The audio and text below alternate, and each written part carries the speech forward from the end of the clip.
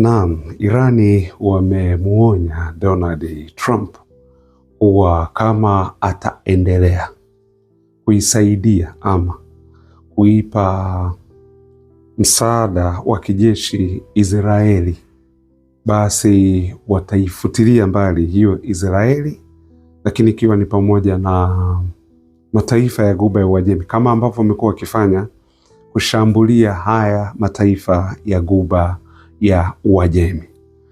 Lakini je, hilo litawezekana au itakuwaje kwaje? Okay, haya yanakuja baada ya kauli ya Donald Trump ambaye leo amegeuza maneno, na wakati ambapo mkutano unaendelea wa kidiplomasia kwa ajili ya kusainiana makubaliano ya siku 60 za kumaliza vita, wakati wako pale Uswisi. Nadhani mnakumbuka upande wa Marekani, basi alikuwepo makamu wa rais J.D. Vance pamoja na Steve Witkoff, huyu ambaye wanasema ni msuluhishi wa masuala ya hiyo Mashariki ya Kati, kiwepo pia na mkwe wa Donald Trump Jared Kushner. Lakini upande wa Irani wenyewe ukawa umewakilishwa na waziri wa mambo ya nje Abbas Araghchi pamoja na spika wa bunge la Irani Mohammad Bagher Ghalibaf, na wakiwa wako kwenye mazungumzo haya kuweza kukubaliana, kwa sababu pia kulikuwepo na waziri mkuu wa Pakistan ambaye yeye ni Shahbaz Sharif, ambaye ndo amekuwa mediator. Nafikiri umeona katika huu mgogoro Pakistan imekuwa iko hapo katikati, maana ilikuwa ni Pakistan pamoja na Qatar kuwa pawe na makubaliano kati ya Marekani na Iran ili vita viweze kuisha. Kwa hiyo alikuwepo waziri mkuu Shahbaz Sharif wa Pakistan, lakini pia na waziri mkuu wa Qatar na alikuwepo. Atakwambia kwa nini waziri mkuu wa Qatar yawepo pale, kwa sababu ya mambo kadha wa kadha. Sasa wakiwa kwenye huu mkutano ambao ndio wamekutana ili waongee wakae sawa na nini, baadaye kauli ya Donald Trump anatoa kauli kuwa Irani wachunge mdomo wao, vinginevyo haitabakia nchi, hata hiyo nchi yao yani tutaipiga yote yani, na waache kusaidia Hezbollah, waache kuwasaidia, na wakiendelea kuwasaidia tutaipiga Irani, haitakuwepo. Yani imekuwa tofauti kabisa. Ukumbuke ambaye amekuwa akivuruga mazungumzo ni Israeli, mshirika mkubwa sana wa Marekani. Maana katika vipengele ambavyo vimewekwa, labda nikutajie hivi vipengele ili uweze kujua nini ninachokiongea katika haya ambayo wamekubaliana, kwa sababu jambo la muhimu ni utekelezaji wa vifungu kadhaa kwenye huu mkataba unajulikana kama MOU au Memorandum of Understanding kati ya Irani na Marekani.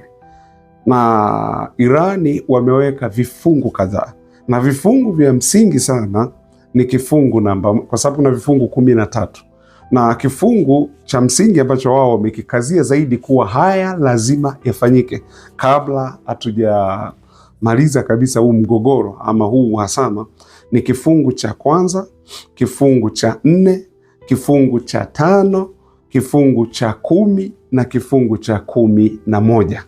Na hivi vifungu nitakwambia, kwa sababu kifungu cha kwanza ni kumaliza vita, ikijumuisha pamoja na washirika wa Iran, yaani Marekani amalize vita kabisa. So kumbuke Hezbollah ni mshirika wa Iran, kumbuke hilo. Hicho ni kifungu cha kwanza. Kifungu cha pili ni kuondoa ile kizuizi, blockade ile ya Marekani ambayo Marekani aliweka pale hapo kwenye mlango bahari wa Hormuz, kwa sababu kumbuke ufungia kwa mbele pale, na kukawa kunafanyika utekaji wa meli za Irani za mafuta na basi na meli zingine na mambo kadha wa kadha kama hayo. Kwa hicho ni kifungu cha pili ambacho ni kifungu namba 4 kwenye vile vifungu 13 au 14. Lakini kuna kifungu namba 5, kufungua mlango bahari wa Hormuz, ambao huu mlango sasa Irani wamesema kwa siku 60 meli zitapita bure, Alafu baada ya hata Donald Trump alikuwa amekubaliana nayo, na ndio maana unaona walisainiana ule mkataba wa kidigitali kati ya Irani na Marekani. Donald Trump alisaini akiwa na makamu wake wa rais JD Vance, na upande wa Irani wakasaini Abbas Araghchi pamoja na Dr. Mohamed Garib Bargaf. Kwa hiyo ikawa hivi sasa kuwa ndani ya siku 60 wataacha meli pale zipite free. Alafu baada ya siku 60 watajua sasa ni nini cha kufanya ama ni kitu gani cha kufanya. Hiyo ni ya 3 ambayo ni kifungu namba 5 kwenye ule mkataba. Lakini kifungu namba 10 kwenye ule mkataba ambayo ni sharti la 4 ni kuondoa vikwazo vya mafuta ya Iran. Kwa sababu kumbuke mafuta ya Iran yalikuwa yamewekewa vikwazo, meli nyingi zimebaki baharini kwa sababu ya vikwazo ambavyo vilikuwa vimewekwa, na Iran imewekewa vikwazo muda mrefu. Sababu ikiwa ni tunataka kuizuia Iran isitengeneze mabomu ya nyuklia, jambo ambalo hata Netanyahu amekuwa akiliongea. Lakini swali tujiulize, ni lini Iran alisema anataka kutengeneza mabomu ya nyuklia? Ni lini? Kwa sababu Iran wamekuwa wakidai kuwa nyuklia sisi ni kwa ajili ya matumizi tu ya kawaida. Umeona, matumizi yani ni nishati salama, sio nyuklia kama hivyo wanavyodai wao. Lakini ni lini tuliwahi kuongea hivyo? Au ni lini tumewahi kusema tunataka kutengeneza mabomu ya nyuklia? Lakini hii yote ni kwa sababu kwenye ukanda huo wa Mashariki ya Kati, ni kwa sababu Irani ndilo taifa pekee naweza kusema limekataa kupiga magoti mbele ya Marekani. Na ndio maana Marekani unaona sasa anachokifanya pale ni hayo sasa anayoyafanya. Kwa hiyo ndio sababu kubwa, lakini hamna sababu nyingi eti kusema huyu amekataa, huyu sijui nini na nini, sijui kuna hiki na si kweli hata kidogo. Kwa hiyo kuondoa vikwazo kwa mafuta ya Iran, maana waliweka vikwazo wakidai kuwa anapofanya hii biashara ndio inayomwezesha ndio inayofacilitate yeye kutengeneza mabomu ya nyuklia, sasa urutubishaji wa uranium mpaka kufikia hiyo. Lakini kipengele kingine ni kipengele cha 11, kuachilia mali za Irani zilizogandishwa. Na hizi mali za Irani, kumbuke kuna fedha nyingi ziko pale Qatar za Irani ambazo zimegandishwa, na Iran anataka pesa zake, lakini hawakubali. Na maana wanasema kuwa kumpa Iran hizi pesa, yeye ndo anaendelea kufadhili wale washirika wa kikanda. Kwa sababu kumbuka mataifa yote ya Ghuba ya Uajemi pamoja na mataifa ya Umoja wa Falme za Kiarabu, haya ni mataifa ambayo ni wanafuata kile ambacho Israeli anakitaka, na lazima wakifuata, kwa sababu sasa kumbuka bosi wao haya mataifa ni Marekani. Mmeona juzi nilikuwa nimekuambia hapa kuhusiana na Donald Trump alipokuwa kule Paris kwenye mkutano, akasema kuwa pale Saudi Arabia tunaweza kufanya chochote hata kama hawataki, ndege zetu zinaweza zikaetua tu pale na nini na vitu vya namna hiyo. Kwa hiyo ndivyo hivyo, kwa sababu Marekani ndio bosi wao. Nyinyi mnakumbuka ilikuwa mwezi gani ule, mwaka jana, ambapo Donald Trump alitembelea Saudi Arabia, alafu Qatar wakampa Donald Trump ndege ya dola milioni 400, ndege ambayo inafanana kabisa na Air Force One.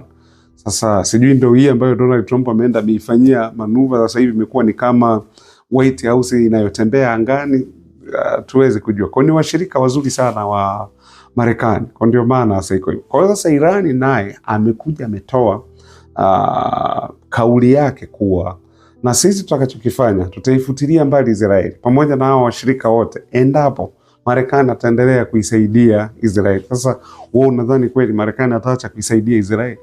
Maana angalia kauli za Donald Trump mwanzo zilivyokuwa na sasa hivi zimegeuka. Kauli za Trump zilikuwa zinaonyesha anamkoromea Netanyahu. Na unakumbuka hapa nimekuwa nikikwambia watu sio wa kuamini. Hata ukisikia sio wasema wanarushiana maneno, ni kwenye vyombo vya habari ili kuituliza dunia. Lakini ni hao ni moja. Sasa hivi Donald Trump anasema Irani wakiendelea kuifadhili Hezbollah tutafutilia mbali kabisa hiyo nchi ya Irani.